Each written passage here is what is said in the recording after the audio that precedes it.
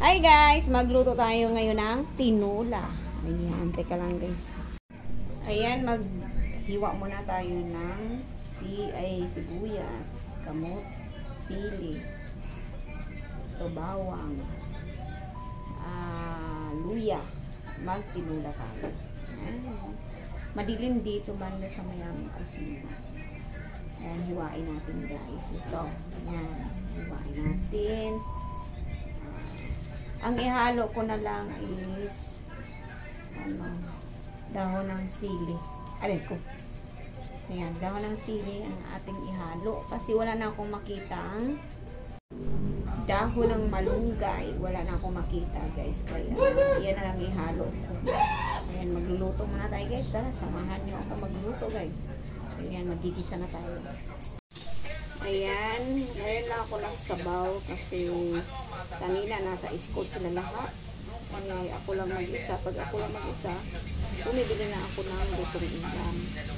Ayan, pag nandito na kaming lahat, ayun, nagsabaw ako kasi kanina pritong isda naman ang inulam namin kanina. Tsaka gulay na ginataang puso. Ayun, umaga yun. Ayan, ngayon nagsabaw naman ako kasi pag yung puro gata lang yung inulam natin tsaka prito, parang nauumay ka rin, maghanap ka rin ng sabaw or ano. Ayan, higop-higop naman tayo ng anong sabaw. Ba guys, ganun tayo mga inanay. Pero minsan pag nagluto ako sa umaga, pag may natira pang ulam sa tanghali, may pang tanghalian. Pero pag hapon na talaga ako nagluluto. Yun. Bili na lang ako kasi na sa akin sa hindi ko na ulam. O yung daraga ko, kaming dalawa. Ayun. Kaya, ayan. Tayo mga nanay, hanap lang ng paraan paano tayo makatipid. Diba sa isang araw. Kasi may mga estudyante tayo. Gumagawa talaga tayo ng paraan paano tayo makatipid sa pang-araw-araw natin. Ayan guys, minsan sasabaw tayo dito. Minsan naman pag nagpaksiw ako, ayaw din nila ng may paksiw, hindi sila kain. Kaya magluto pa naman talaga ng ibang ulam. Kasi ayaw nila ng paksiw. Kami lang talaga nakain ng paksiw. O hindi naman sila mapilit. Luto pa naman ng ibang ulam nyo. Ganyan talaga. Hindi lang isang nanay. Diba? Magluto tayo ng ulam para sa kanila kasi hindi naman sila nakain sa paksiw.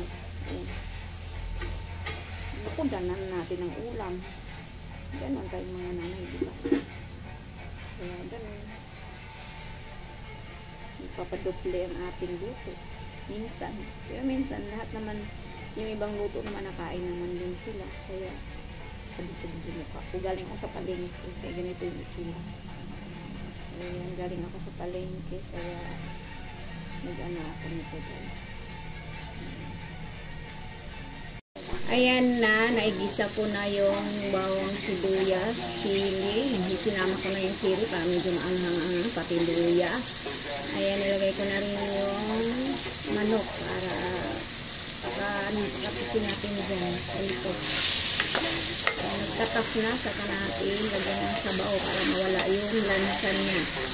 Ayan, maraming sibuyas, bawang. Medyo nawala yung sibuyas sa bawang para hindi malansa ang ating tinola. Ayan guys.